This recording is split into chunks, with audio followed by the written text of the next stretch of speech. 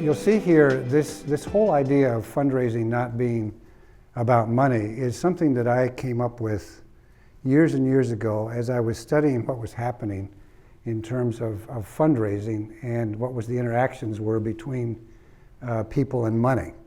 Hopefully you'll gain some new understanding about some things, and the net result will be that you'll be able to take some of these home to your team and develop more net revenue and higher donor retention and higher value retention.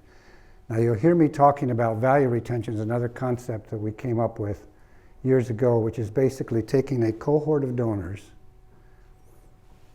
and following that cohort and seeing what kind of value is retained or lost. The average value retention loss of most nonprofits and most ministries is between 40 and 60%, which is not known usually by the ministry or the nonprofit, because the new money coming in from donors is covering up the loss of the old money. And this happens in big amounts and small amounts with everybody we talk to, everybody. And there's a reason for that I'm going to get into. In terms of Veritus and in terms of just me personally, I'm very data-driven. I'm a consultant, but I generally don't like consultants because there's a lot of opinions and a lot of personal preference and all that stuff. And I always like to go back to, well, what are the facts? What are the absolute facts? We've also developed over the years a history of looking at millions and millions of donor records and worked with thousands of major gift people, relationship managers, et cetera, and discovered all kinds of information about what's going on as relates to charitable giving. So I want to get into a little bit of just philosophy and concepts that undergird what I'm going to be talking about today and where I want to take us in terms of this session. First of all, money. So I have a $20 bill here.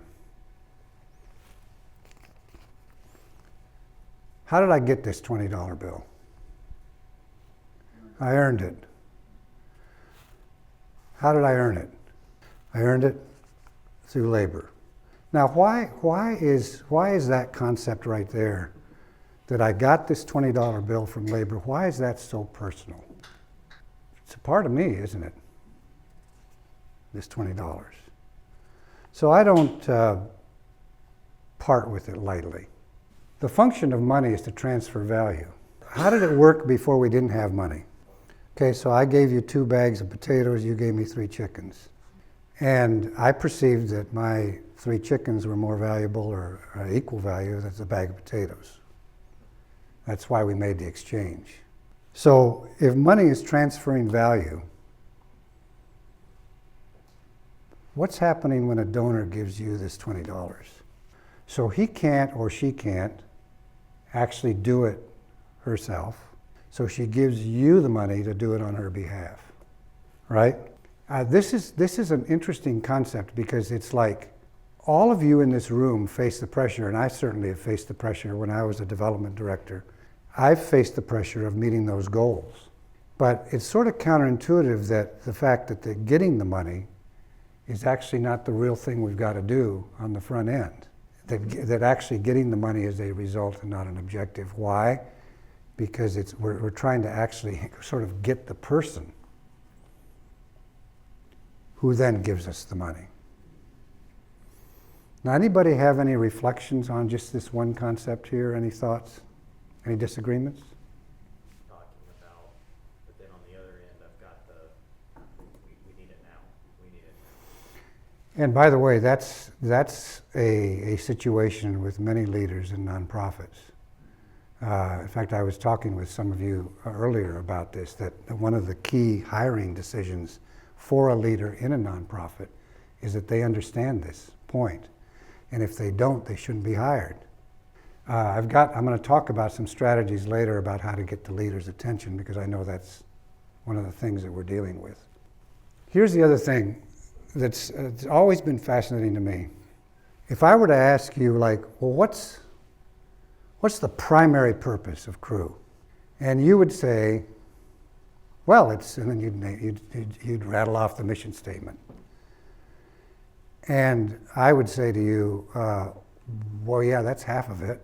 The other half is what you see up here. And then we'd get into, like I have gotten into a fairly big discussion with folks about, well, no, I mean, the donor, I mean, really is sort of a lesser part of it. I mean, not too much less, because you don't want to be offensive, and then we go round and round on that point. And it's so interesting to me. Now, why is it, do you think, that we place donors on kind of the lower level of valuing? But why do you think we do this with donors? Because we really do think this way. Yes? In listening to the rich and letting their money speak. That is clearly. Now, one aspect of that point there is, it is true you can't let the donors start to manage the mission of the organization, because that also happens. Separate from that topic of trying to modify or influence the mission of the organization, donors should have a seat at the table, in our opinion. And that one of the dual purpose of a nonprofit is not only to fulfill the mission of the organization, but also to fulfill the passions and interests of donors. Any other comments on that point? In partnership with partners or something like that. Yeah. That, like, if they're not part of our mission statement, then like we're failing. Well, I mean, why wouldn't you? I mean, they're the key part of what happens. Yeah. And we're talking about all kinds of donors, institutional donors, individual donors. Without them, where would we be, right? And I think on a spiritual level, okay, so I'm a mechanic in Titusville over here, but I have the same calling that Jim Dempsey has.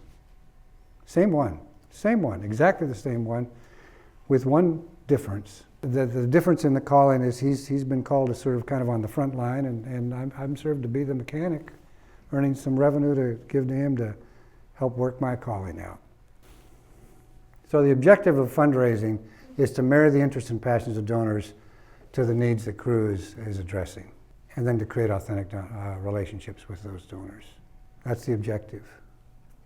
I want to talk about why people give. They really do, for the most part, give to make a difference. They really do. And then there's some that wanted the tax write-off and want to use it as a power play and influence. And all. But let's take the positive view that 98%, 99% of the donors want to make a difference. They really, really, really do. One of the major reasons donors go away or stop giving less is because they don't know they made a difference. That's one of the major, major reasons. I'm going to show you some numbers about that in a second. Now, this point just really irritates me to no end, this one point, because it's like, you all, every one of you is familiar with the feeling you have when you've done something nice for somebody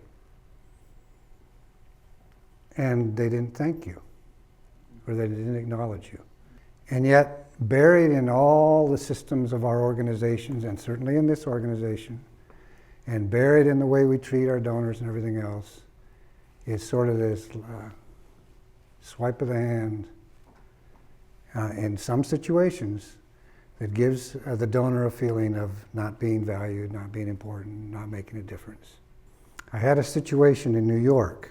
This organization was about $180 million a year, and they had this big, end of the year, November, December thing going on. Now, pay attention to the dates I'm going to tell you. I'm up there on March 1, and I'm walking through the offices, and there's a table, probably a little bigger than this, with a stack of envelopes. I mean, there's got to be 800, 1,000 envelopes there. And I said, well, what's this? Oh, those are gifts that came in back in our November, December push. And I said, oh, really? May I look at it? Sure. So I picked one up. I said, oh, I noticed the checks are gone. Oh yeah, we got those in before December 31. But it's March 1, and you haven't processed it. You haven't talked to the donors. I was getting really uptight about this because it's like, what is wrong with you people? These are human beings. And you're a faith-based organization. You should have even a bigger reason I was really getting uptight. And that's part of my little Latin culture here, you know, I mean, getting emotional. So I said, well, so what happened? Well, we put in a request back in August of last year to finance. We were going to spend about $26,000 more to get some extra help in accounting and donor processing and receipting and all that. And they just wouldn't approve it. I thought to myself, okay, well, I know you've lost more than $26,000. In fact, you lost way more than $26,000 leaving those things on that desk. Had a meeting with the CEO later that afternoon, and I'm just about ready to bite my tongue off because I am really wound up about the fact that we'd just done the analysis for that organization, and they had lost $42 million in donor value attrition while they're squabbling over $26,000. Now, this is almost approaching being immoral. There's something wrong. And so we had a little discussion, and I was nice and all that stuff. I said, you know what, sir? I just have to say something to you. Just your Christian values should have you treating these donors differently. And for $26,000, the bigger thing that's going on here is you lost $42 million. And I showed you the analysis. And I was thinking inside, you know, privately, anybody with half a brain can sort all that out and say to themselves, we're going to spend this money differently. So anyway, there's these kinds of stories that we collect and so on, but here's my point. Why don't we pay attention to these donors and value them and love them more? Because all they want to do is satisfy their own passions and interests, and they themselves have a calling. We would do it with our family, we would do it with our friends, but somehow these donors are whatever. What donors want is they want to solve a problem, make a difference, be treated with respect, transparency and honesty, and they want to hear about the outcomes of what their gift has done. That's what they want. And you would all agree with me that that list is a reasonable list. And so why wouldn't we work at delivering that? So the objective of your job is to secure funds for Crew by fulfilling the interests and passions of donors. So transactional fundraising is what most of us tend to do because we're oriented towards, I'm not saying you do, I mean, none of you do it, but those people out there do it. What does it look like to be transactional? You have systems that don't support the donor journey, like the story I just told you. Primary focus is about giving. You ought to analyze sometime when you're looking at your communications and just let's say, well, what's the primary focus of that one? What's the primary focus of that one? What's the primary focus of that one? And see how many of them are about giving versus them, the donor, making a difference. Just count it sometime. Donors and preferences don't impact strategy, and money is pursued at the cost of long-term thinking. And the thing about this is it might have a short-term gain, but it'll cost you in terms of long-term relationships. Transactional fundraising is making the whole thing about the money. Now, let's back it up with some stuff I said with data. So this is so interesting to me that when you go into the retail world, for the good companies, you know, you have customer attrition of 6%. And for the nonprofits, you've got donor attrition at 59%. That's so interesting to me. Like in the business side of the world, we've I think, more enlightened. I mean, even if we are selfish and capitalistic or whatever we are, because we're trying to get the money. But at least you take care of the customer so they'll buy again and they stay with us. This is pretty sad.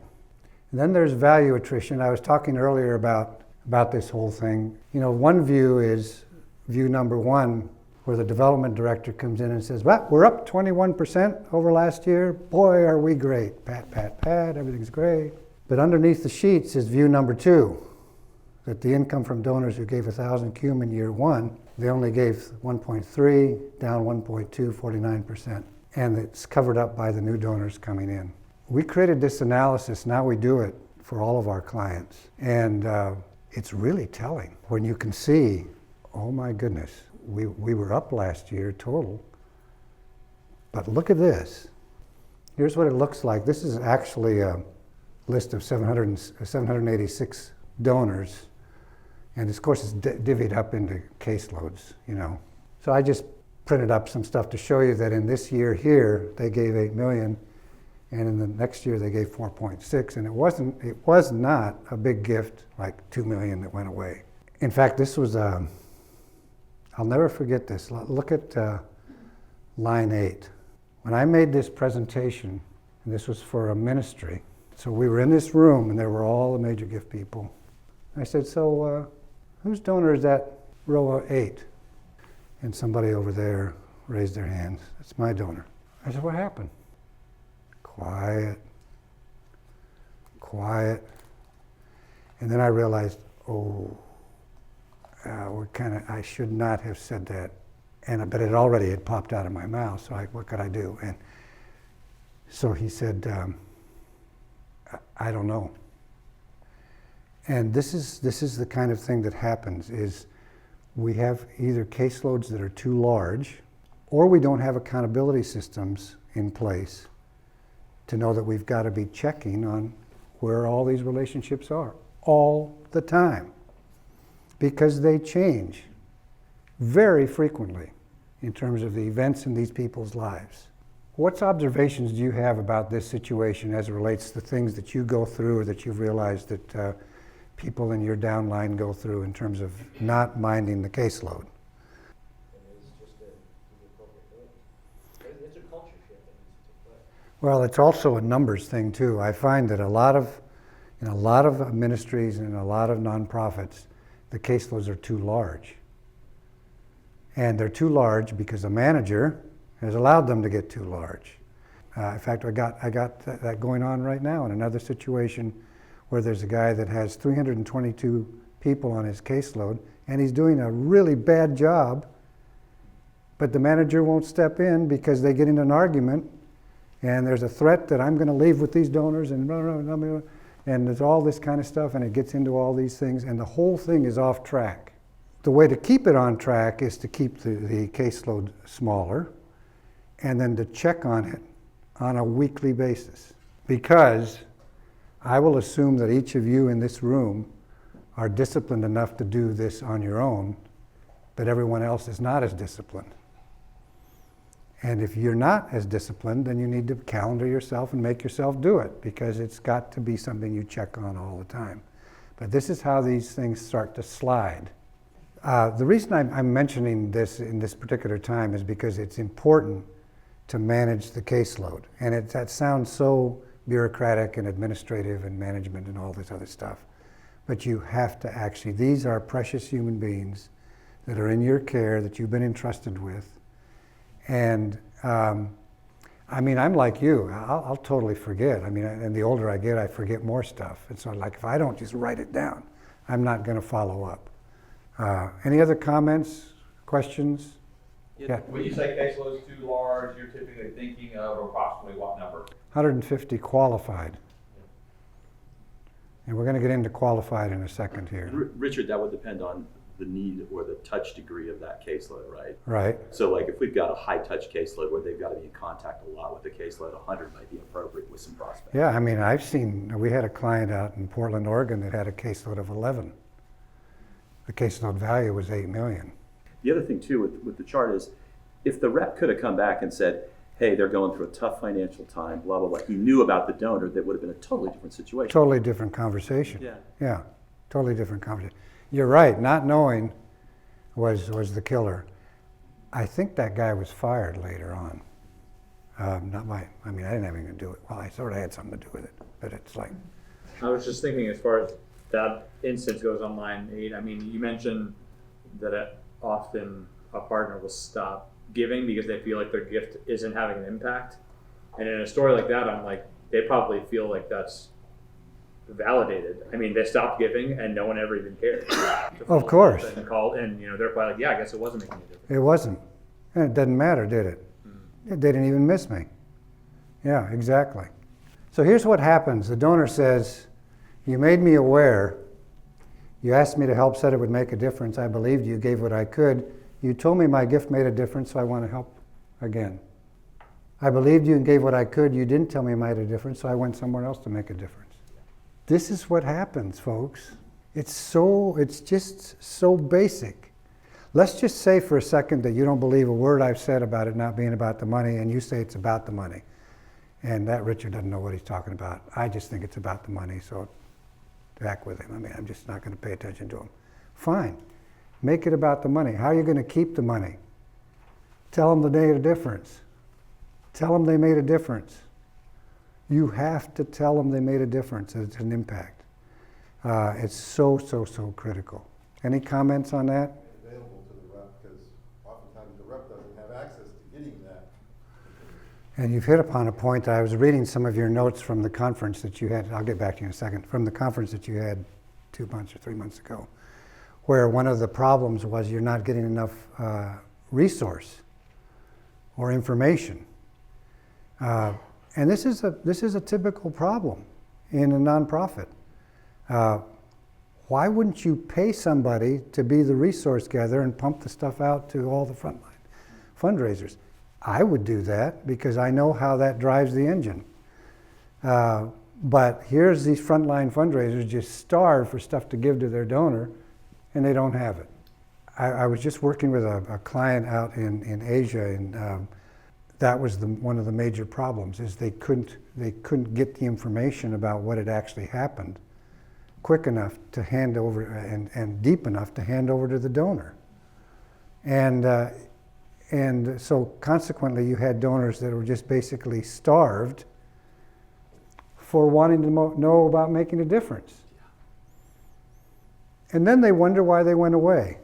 So then I sit in the meeting and I say, they went away because they didn't know they made a difference. Well, why didn't they know they made a difference? I told you why they didn't know they made it, because you're not providing the information. Why won't you provide the information? It'll cost you $60,000, $80,000 to hire somebody to just peck away at the program people and get the information and pass it on. Why won't you do that? Because you're losing way more money than it would cost you to do it. Yes. So it's just so interesting to me. Anybody have any reason, any idea as to why people think this way? I mean, like, why would you think, why would you not spend the 80 or 100 when you're going to lose probably 3 or 4 million from that cohort of donors? Why would you not do that? Absolutely. What they're doing, but sometimes I think we have this division in our head of real ministry and not real ministry. Well, that's the hierarchy that I was talking about in the beginning. Yeah. I mean, if you're on the front line doing real ministry, and all of us fools in this room are just doing the fake stuff, well, or the least important stuff, then there you go. Yeah, making donors part of the mission.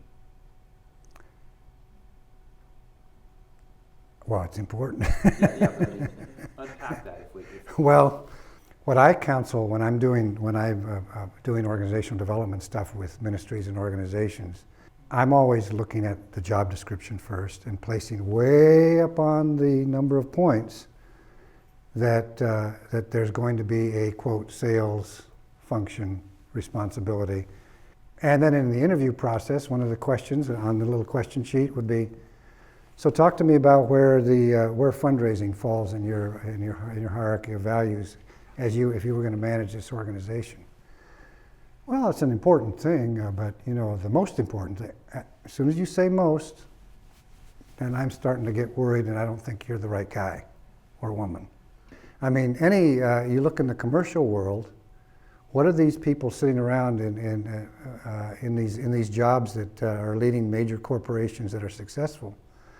They're thinking about the product and they're thinking about the customer. In the nonprofit world, we're just not doing that like we do it over there, which is why we have such high attrition.